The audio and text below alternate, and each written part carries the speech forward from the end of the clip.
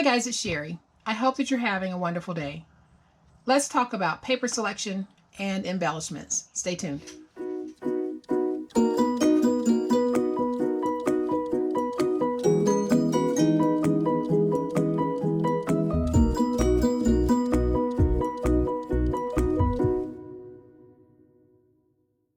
So yesterday I made some adorable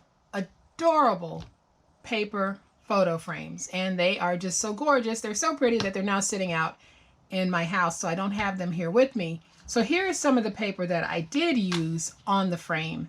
And this frame started with some chipboard pieces. And as most of you know, I do back a lot of my projects up with chipboard. That means that I'm able to use a variety of papers.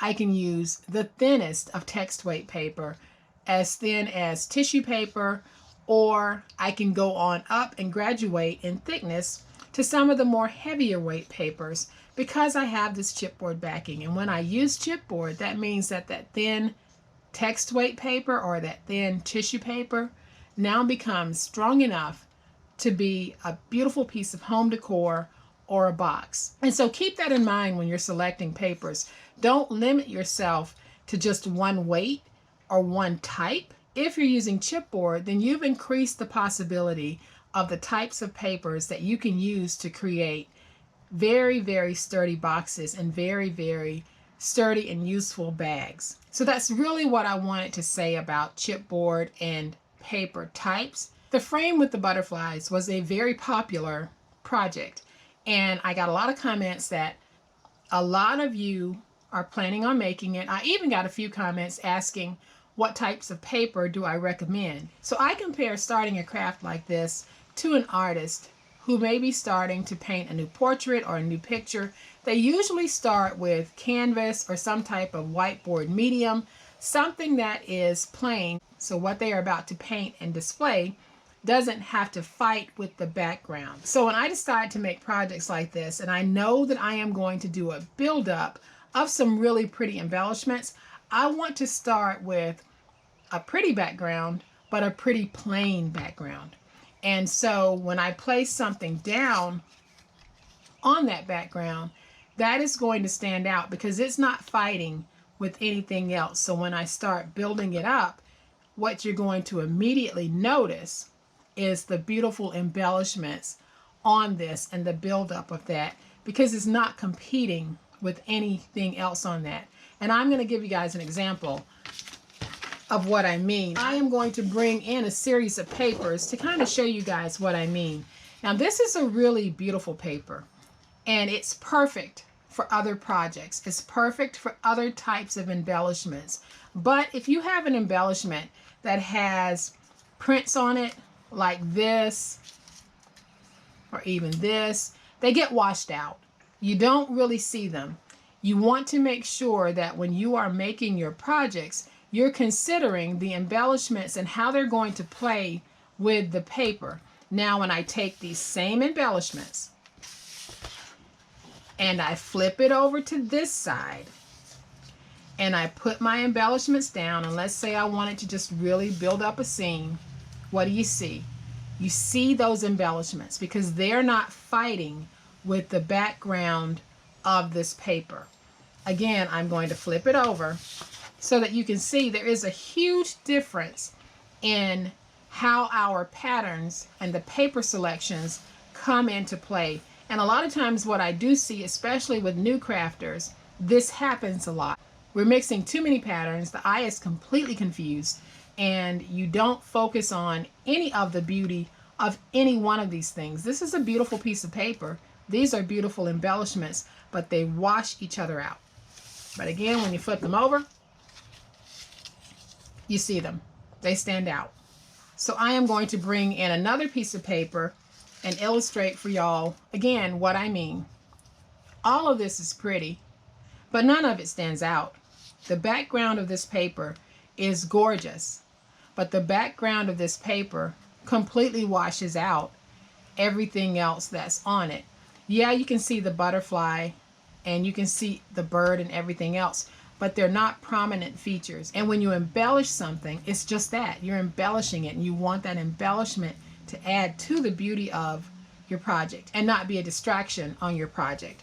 So again, when we take these same embellishments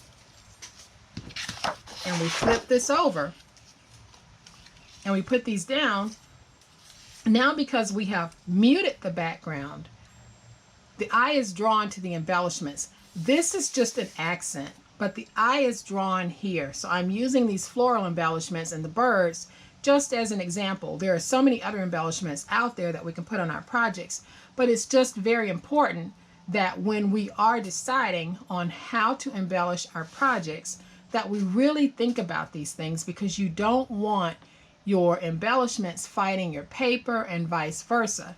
You really want them to complement, and this is a complementary pattern. Some people would think that this is the prettier side of the paper, and to me both sides are pretty, but if I was making a project where I really wanted to lay down some heavy embellishments and I wasn't going to put down a white mat to lay those embellishments on, I would most certainly be using this side of the paper versus the other side, because this side is actually going to help promote the embellishments.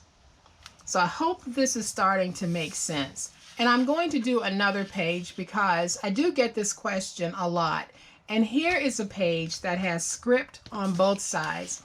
And to me, both sides of these papers would work well for my embellishments, depending on the embellishments that I'm putting down, because they both fit.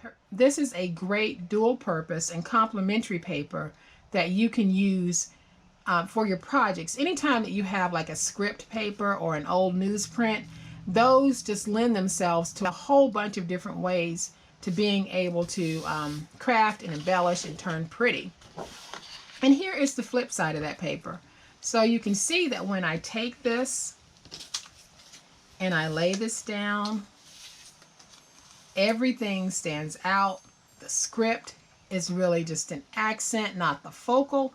The focal of this would be my embellishments and how I would position them on this page if I decided to work with these. So I can't emphasize it enough that, especially for you newbies, when you're choosing your paper choices and your embellishment choices, make sure you're choosing things that are going to complement. Don't go with the paper that, yes, it's beautiful and it's full of florals or it's full of a scene, and then try to lay down some embellishments on it, because you're taking away from the beautiful floral scene or the beautiful nature scene of that paper, and now you've got the paper fighting your embellishments, and all of the beauty of both is lost. And then when you're doing your projects, don't be afraid of big graphic prints, because again, accent, this is the focal point. So however you choose to build this up, this is going to stand out against this background, because the background really is not that distracting. And if I was to cut these out and make a frame out of this, it would be one awesome frame, because these large plaid prints would look great on my project. So that's going to be my quick tip for today, and hopefully that has answered some of the questions that I get. Just remember that it's all about choosing the right papers to complement your embellishments and the right embellishments to complement your paper. If you have a big, beautiful print on your paper, sometimes less is more. Sometimes you don't need all of the embellishments. We don't need the pom-poms going around the front. We don't need the big, huge bow.